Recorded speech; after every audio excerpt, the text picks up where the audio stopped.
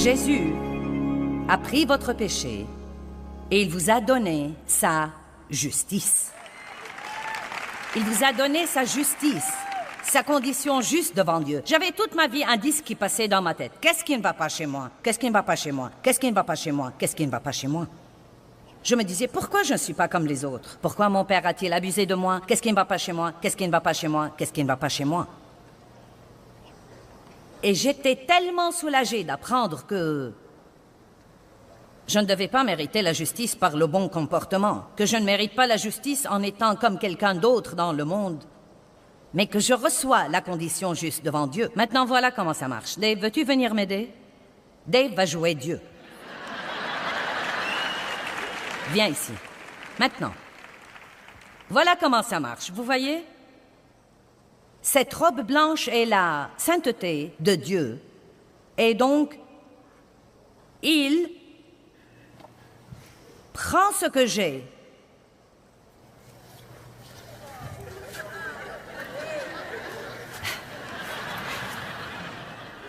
C'est-à-dire mon péché.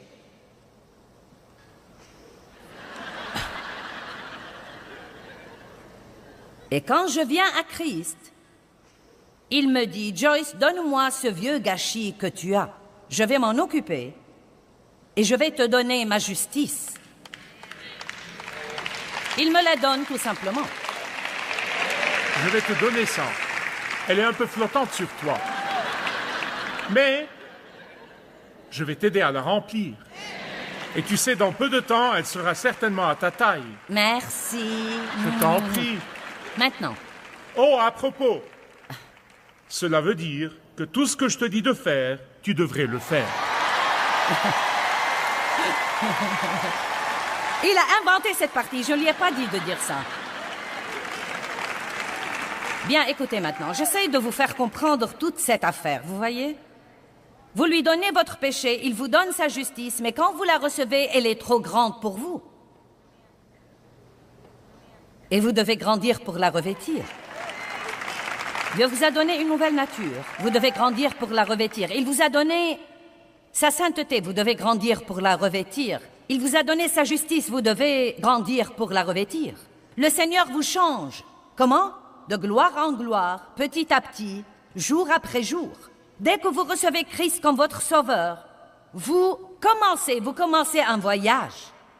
Tu as laissé mon péché ici. Ce n'est pas grave, je vais le réutiliser plus tard pour quelque chose d'autre. Nous allons le remettre là-haut.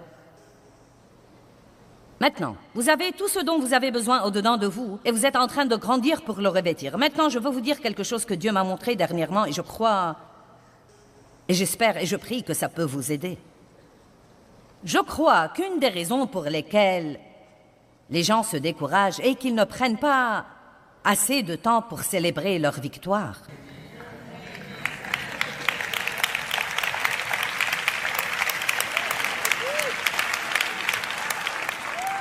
Vous voyez, je crois que si jamais vous vous asseyez, disons que vous marchez avec Dieu depuis 5 ans, au lieu de penser au chemin que vous avez encore à faire, pourquoi ne pas penser au chemin que vous avez déjà fait? Allez. Et ensuite, pourquoi vous ne prenez pas un jour pour dire, tu sais quoi Dieu, aujourd'hui je vais célébrer mes progrès. Non mais c'est un jour de célébration pour moi. Vous savez ce que j'ai finalement compris? Les Israélites étaient des fêtards.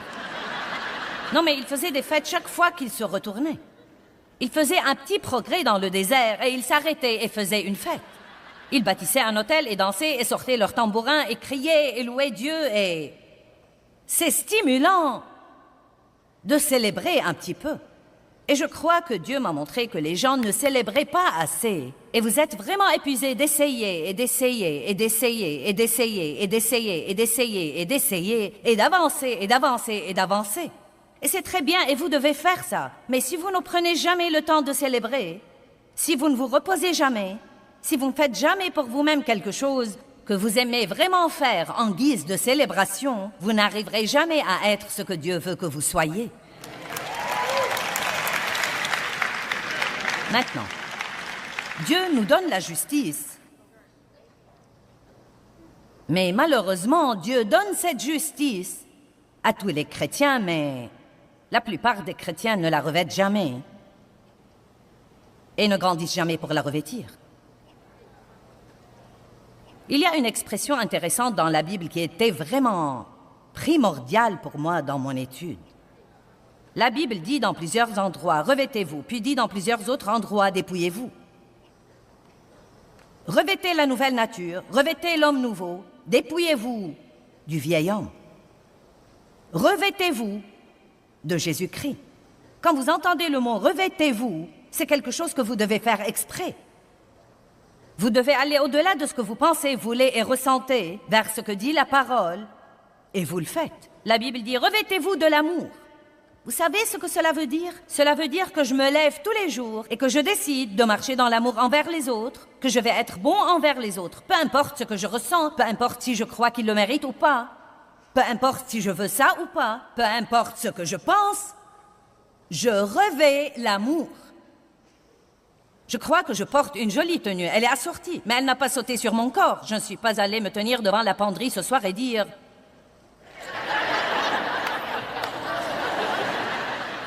Je l'ai revêtue et je l'ai revêtue avec soin.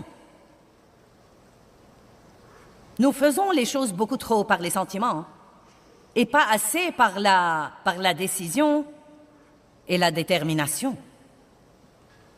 Éphésiens 4, que nous avons déjà lu hier soir, versets 22 à 24. Dépouillez-vous et débarrassez-vous de votre vieil homme non renouvelé, verset 22. En réalité, ça a l'air plutôt violent. Il dit « enlevez ». Dépouillez-vous de votre ancienne nature, dépouillez-vous et renoncez à votre vieil homme non renouvelé qui a caractérisé votre vie passée et qui se corrompt sous l'effet des convoitises trompeuses et soyez constamment renouvelés dans l'esprit de votre intelligence en ayant une nouvelle attitude mentale et spirituelle et revêtez-vous de la nouvelle nature, de l'homme nouveau. Eh bien, vous devez commencer par dire « Je ne suis plus la vieille personne que j'étais, je suis une nouvelle créature en Christ ». Commencez à penser comme ça. Commencez à méditer ça. Quand vous vous réveillez le matin, ne restez pas couché là à penser à tout ce qui ne va pas chez vous. Dites-vous, Dieu vit en moi. Houhou. Et il m'a rendu juste devant lui. Je suis la justice de Dieu. Toutes les bénédictions que le ciel a à offrir et dont je pourrai jamais avoir besoin m'ont déjà été données. Je suis béni. Si vous commencez à savoir qui vous êtes et à penser de la façon dont Dieu veut que vous pensiez, forcément, votre vie suivra, car comme vous savez, là où la pensée va, l'homme suivra. Comme un homme pense dans son cœur, tel il est, et c'est comme ça qu'il deviendra. Tout ce que vous devez faire, c'est de croire ce que vous avez déjà. Renouvelez votre pensée en conséquence et sachez qui vous êtes en Christ, et l'important est fait. Et nous allons apprendre à faire ça aussi. Combien d'entre vous reconnaissent que parfois nous passons toute notre vie chrétienne à essayer d'avoir quelque chose que nous avons déjà? C'est plutôt comme nous voyons que nous l'avons, mais nous ne sentons pas que nous l'avons, et donc nous attendons de le sentir. Le fait que vous écoutez tellement vos sentiments est désolant, et il faut vraiment longtemps pour arriver au point où vous ne les laissez plus vous dominer. Mais vous devez vraiment prendre la décision ce soir que vous avez des sentiments, mais que vous n'êtes pas vos sentiments. Amen? Vous n'êtes pas vos sentiments. Vous avez des sentiments, mais ne les laissez pas vous dominer. Vous avez des sentiments, vous aurez toujours des sentiments, mais vous pouvez gérer vos sentiments. Vous ne devez pas les laisser vous gérer. Peu importe, eh bien, je sens que je suis un grand gâchis. Eh bien, quel dommage, vous êtes la justice de Dieu en Christ. Levez-vous et revêtez-la. Vous n'allez pas revêtir quelque chose que vous ignorez que vous avez. Maintenant, je n'ai pas le temps pour parler de tout ça, mais voici certaines des choses que la Bible dit de revêtir. Revêtez le Christ Jésus, Galates chapitre 3, verset 27. Revêtez la nouvelle nature, nous avons lu ça. Éphésiens 6, revêtez l'armure de Dieu. Chaussez vos pieds de paix. Revêtez la cuirasse de la justice. Portez le casque du salut. Tirez l'épée de l'esprit de son fourreau et commencez à la brandir contre l'ennemi. Ne vous contentez pas de la voir, mais utilisez-la. Utilisez-la. Quand le diable vous tourmente et vous dit que vous êtes nul, sortez là et lisez-lui « Je suis la justice de Dieu en Christ. J'ai été mis à part et sanctifié par le sang de l'agneau. Toute arme forgée contre moi sera sans effet. Toute langue qui s'élèvera en justice contre moi, je la condamnerai. » Il n'y a rien de plus dangereux que le royaume des ténèbres qu'un croyant qui a dans sa bouche la parole de Dieu. Vous m'avez entendu? Je vais répéter. Il n'y a rien de plus dangereux pour le royaume des ténèbres qu'un croyant qui a dans sa bouche la parole de Dieu. Vous savez, notre bouche nous crée tellement d'ennuis que c'est absolument révoltant. Je sens que personne ne m'aime. J'en ai assez de ne jamais avoir d'argent. Je n'aurai jamais rien. Chaque fois que j'ai un peu d'argent, le diable me le prend.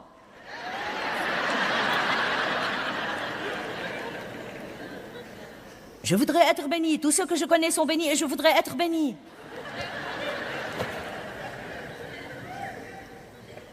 Nous devons nous dépouiller du vieil homme, revêtir l'homme nouveau. Quand vous recevez le Saint-Esprit, vous êtes transformé en un autre homme ou femme, une créature complètement nouvelle. Mais vous recevrez une puissance, le Saint-Esprit survenant sur vous, et vous serez mes témoins. Non seulement une puissance pour faire quelque chose, mais encore pour être quelqu'un. Une puissance pour être des témoins. Une puissance pour sortir dans le monde et se comporter comme Christ. Non seulement pour aller à l'église le dimanche et se comporter comme tous les autres le reste de la semaine. La Bible dit que quand Saul a été honoré par Dieu pour être le roi, l'Esprit est venu sur lui et il a été transformé en un autre homme. J'aime ça. Vous avez besoin d'un nouveau commencement? Vous avez besoin de Christ.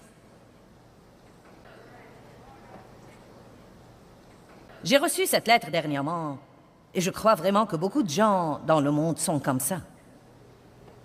Une fille a écrit et a dit « Je crois que Dieu m'a demandé de faire quelque chose de difficile. Maintenant, écoutez ça. Mais je ne sens pas qu'il m'a donné la force pour le faire. Que devrais-je faire? Devrais-je juste le faire en croyant que j'ai ce dont j'ai besoin?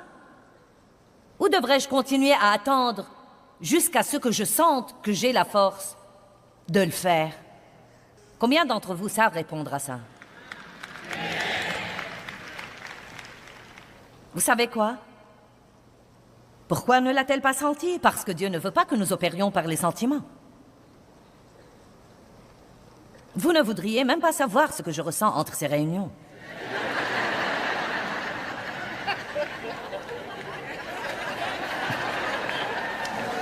Si je venais d'après ce que je ressens,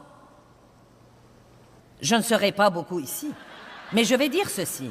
Je ne suis jamais, même pas une fois, venu ici et Dieu m'a délaissé. Je n'ai jamais attendu de le ressentir, car ce dont j'ai besoin est en moi. Maintenant, laissez-moi vous dire quelque chose. Vous savez quand les os se divisent? Quand vous y mettez le pied. Vous savez ce que signifie l'expression « y mettre le pied » ? Ça veut dire que vous y êtes tellement que vous ne pouvez plus en sortir.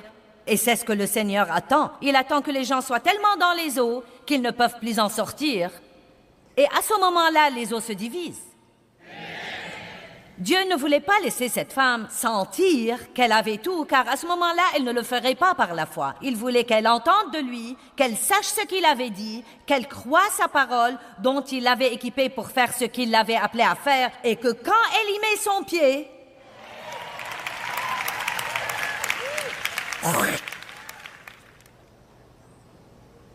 eh bien, la plupart du temps, quand je crois que je sais ce que je vais dire, je ne dis pas ce que j'ai pensé.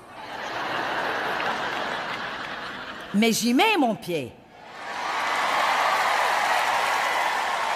Allez, quand vous mettez votre pied dans les os se divisent. Arrêtez de vous demander ce que vous ressentez. Ne laissez pas vos sentiments voter. Pourquoi ne pas parler un peu avec votre âme ce soir et lui dire « Bien, mon âme, nous avons un nouvel accord. Tu peux penser à ce que tu veux, mais je ne te prêterai pas attention. Tu peux ressentir ce que tu veux, mais je ne te prêterai pas attention non plus. Et je me fiche pas mal de ce que tu veux, car nous allons faire ce que Dieu dit dorénavant. Hey!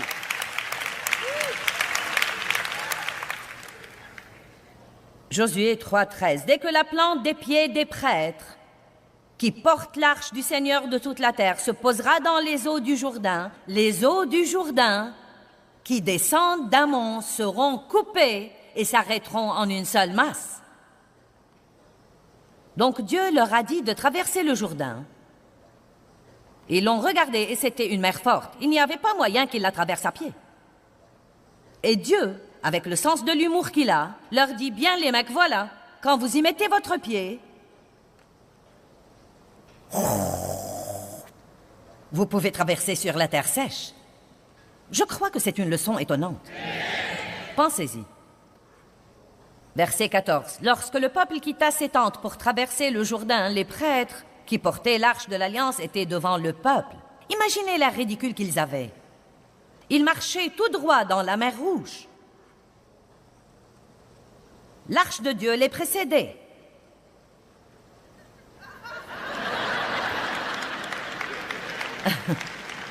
Je crois que les gens ont pensé qu'ils étaient dingues.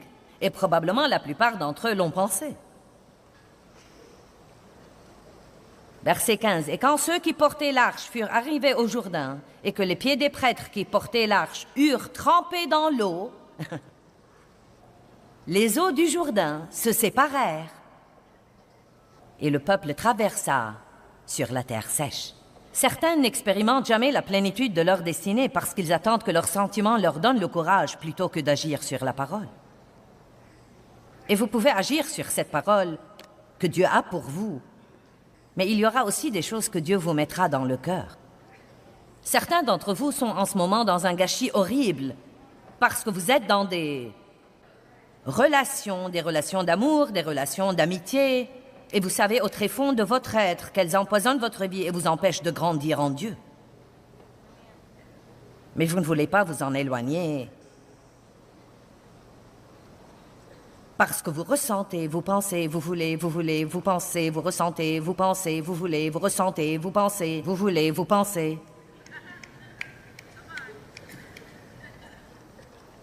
Si seulement nous finissions par obéir à Dieu, Luc 5.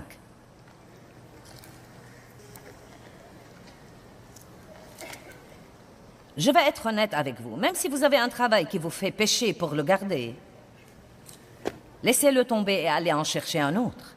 Eh bien, je n'y peux rien, c'est mon travail. J'ai dû être prête à quitter un travail parce qu'on me demandait de faire quelque chose que je ne trouvais pas bonne. Et j'avais vraiment peur d'être renvoyée, mais j'ai fini par être promue. Dieu fera des merveilles si vous lui faites confiance. Luc 5, 1 à 7.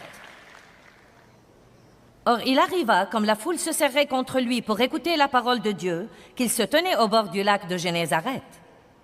Et il vit 2 barques qui se trouvaient au bord du lac. Les pêcheurs en étaient descendus et lavaient leurs filets.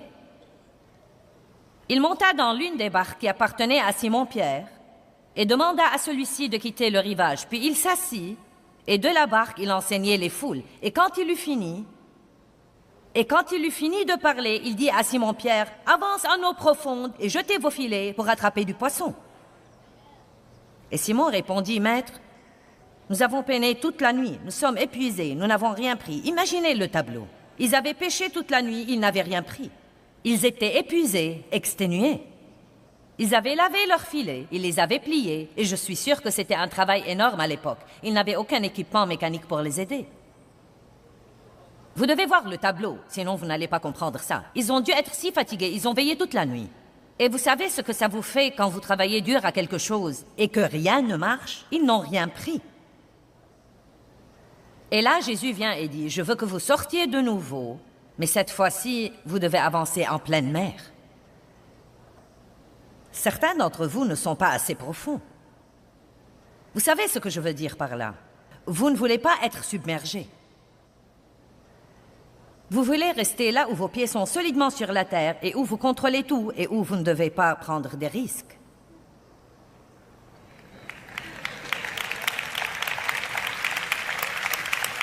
Amen. Donc Pierre lui a dit ce qu'il pensait, ce qu'il voulait et ce qu'il ressentait. Mais j'aime ce qu'il a dit ensuite. Il a dit, mais sur ta parole, je vais jeter les filets. Verset 5. Regardons-le. Mettez-le sur l'écran. Écoutez, et sur la base de ta parole, je vais jeter les filets de nouveau. Je vais faire ça. Je ne le veux pas. Je n'en ai pas envie. Je ne crois pas que ça va marcher. Mais je ferai ce que tu m'as demandé de faire. Allez, je vais faire ça. Eh bien, ils ont pris une si grande quantité de poissons que leur bateau a commencé à couler. Et ils ont dû appeler tous leurs partenaires qui pêchaient là aussi. Et ils ont rempli toutes leurs barques au point où toutes leurs barques ont commencé à s'enfoncer. Savez-vous pourquoi j'ai une plénitude de Dieu dans ma vie et un débordement que je peux partager avec vous? Parce que je suis submergée. Et vous n'avez pas idée à quel point je suis submergée. Mais ce qui est bien, c'est qu'une fois que vous êtes submergé, peu importe à quelle profondeur vous allez. Allez maintenant. Vous devez arrêter d'essayer de vous occuper de vous-même et commencer à obéir à Dieu. Non, mais je regarde autour de moi et je pense, comment est-ce que nous faisons ce que nous faisons? Comment le faisons-nous? Je ne sais pas. Je ne veux pas que ça ait l'air ridicule, mais je ne sais pas trop au sujet de ce que je fais.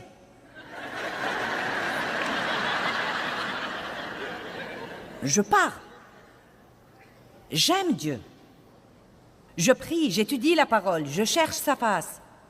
J'essaye de marcher dans l'amour. J'essaye d'obéir à Dieu. Je me repens quand je fais des erreurs.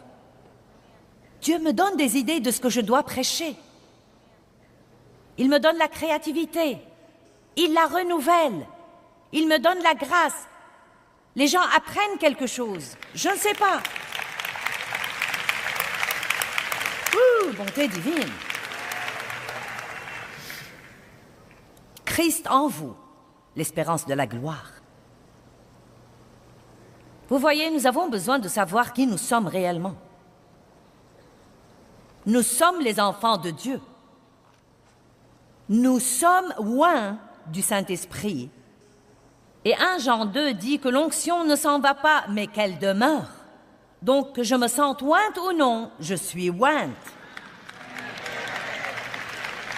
Jésus a dit, « Et voici, je suis avec vous tous les jours, jusqu'à la fin du monde. Je ne vous laisserai point et je ne vous abandonnerai point. Par conséquent, je ne dois jamais me demander si je sens Dieu. »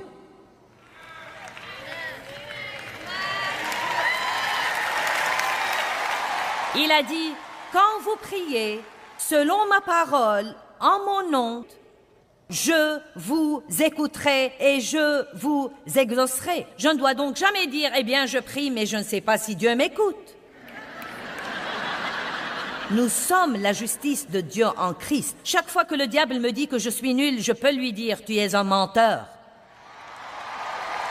Nous avons la pensée de Christ. Donc, chaque fois que le diable essaye de nous dire que nous sommes stupides, nous pouvons lui dire, « Faux, j'ai la pensée de Christ. »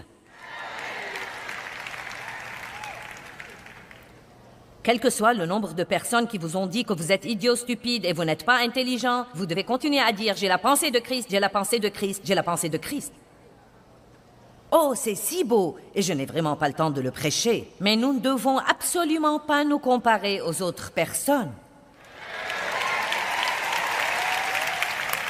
Parce que la Bible dit dans Galates et dans Éphésiens que dans le Christ, il n'y a plus de distinction entre nous. Il n'y a plus ni juif, ni grec, ni homme, ni femme, ni esclave, ni libre. Nous sommes tous un en Christ.